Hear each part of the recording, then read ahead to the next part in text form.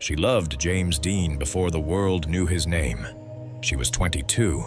He was broke, unknown, beautiful. In New York City, they shared a tiny apartment and pooled grocery money. He called her Dizzy. She called him Jimmy. Then Hollywood called and took him away. She didn't chase him.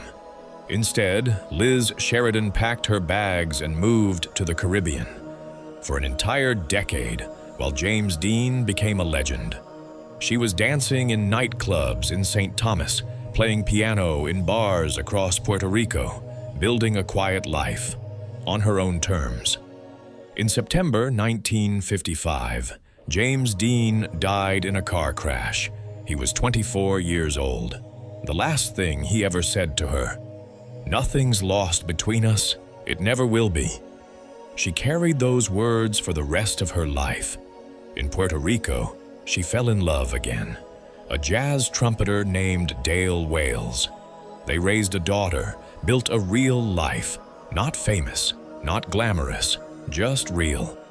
They wouldn't marry for 25 years, because some things don't need a ceremony. In the late 1960s, she returned to New York.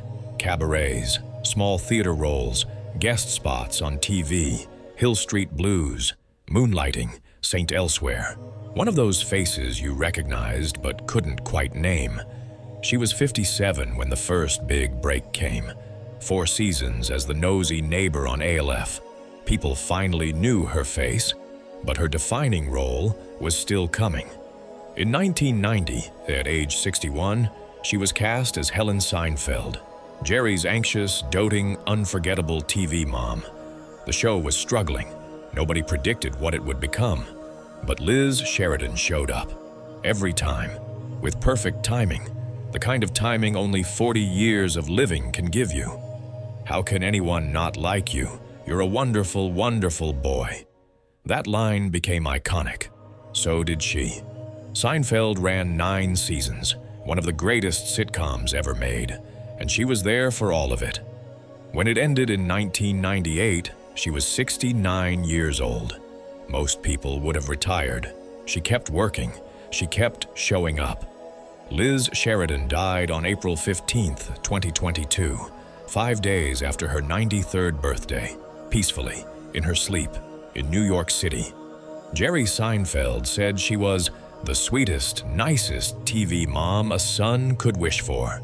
The obituaries called her Jerry's mom. Some mentioned James Dean. But the real story was simpler. She never chased fame. She just got so good, so seasoned, so deeply herself.